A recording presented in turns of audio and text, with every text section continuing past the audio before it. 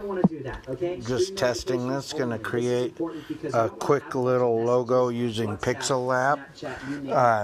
If you haven't used Pixel Lab before, go ahead, check it out, download it on the Play Store or on the iOS App Store. It's super useful, but what you're going to need is you're going to need to download something for your background and something for your foreground, which we'll get into later. Pixel Lab has a lot of great built-in fonts already.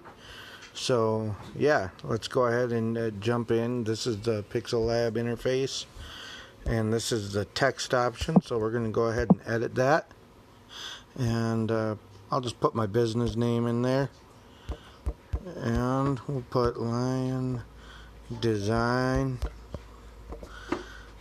and hit OK. And we'll go ahead and change the font on it, and we will go to the font selection. We'll go to My Fonts, and let's grab some kind of cool font here like this one, and we'll go ahead and put that on here. That looks cool. We'll go ahead and put that in right here, and let's go ahead and add a background actually. So you see the little two squares, click that, go over here, select from gallery, and it takes us to the download. So we'll go ahead and grab this one. Looks kind of cool. Make a square. So that's the background. We're not going to worry about that right now. What we're going to do now is we're going to add some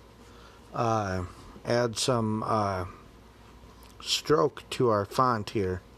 So we'll select our lettering there, scroll to the right here till we see the stroke, put that on, and we're going to go ahead and make sure it's black, and I mean we want it really black.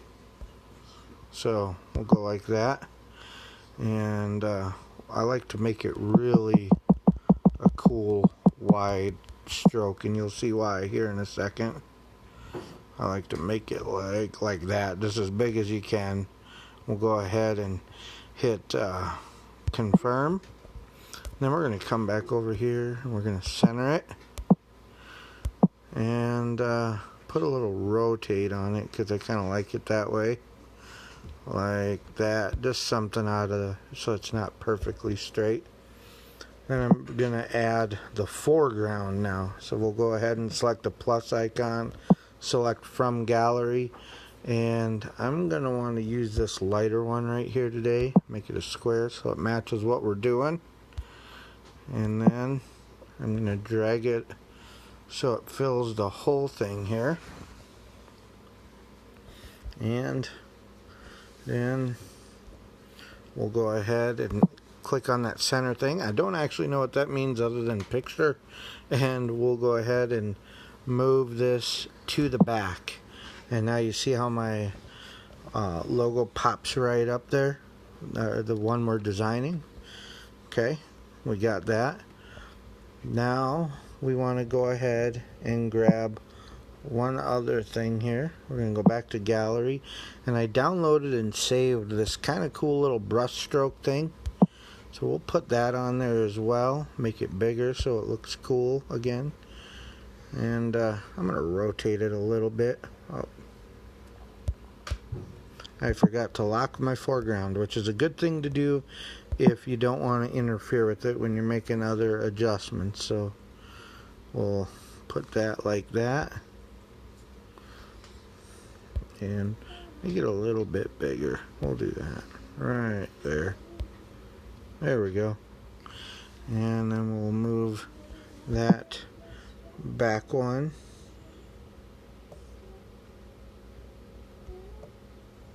Let's do it like that. There we go. So now you see how that's all black like that. Now what we're going to do is we're going to lock that, and then we are going to unlock the Lion Design one, and we're going to add a texture because we want that font to match the foreground. So we are going to hit texture, click this, and then we're going to select that same foreground again. Make it a square, and you see how that matches there? That's pretty neat, huh? So we will go ahead and always enable the scale so it stays the same. Click OK. And now what we're going to do is we're going to combine all three of these. We're going to make them like this and hit combine. And you'll see why here in just a second. So now they're all combined. I can come here to the center little icon again and move it over, and we're going to look for something that says erase color. You see in the center there it says erase color. We're going to click that, enable it, and we're going to click the eyedropper. We're going to go to the black. Once we see that that's black, and we'll do that, and then boom, now you can see it through there. Now watch what else we're going to do just to make it so it stands off a little more. I'm going to go ahead and click emboss, and then boom, we're going to drag that lighting to where we like it right there.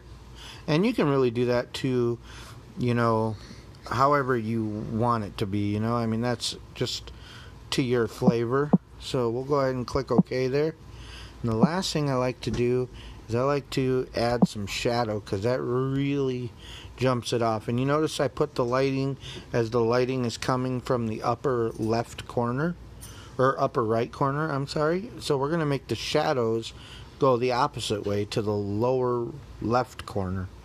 So we'll take this X offset and we'll move it to negative, I like it around 10 or 15. So we'll go to negative, we'll do 20 this time just to be a little crazy on the live stream.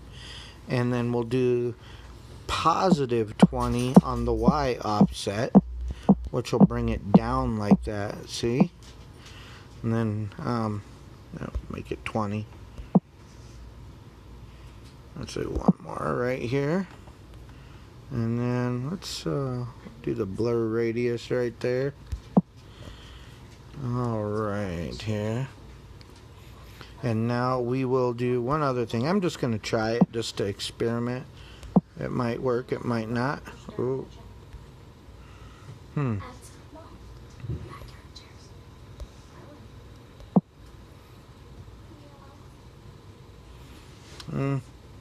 Didn't really make too much difference, but we'll leave it. And so that's how you make a really quick, nice little graphic.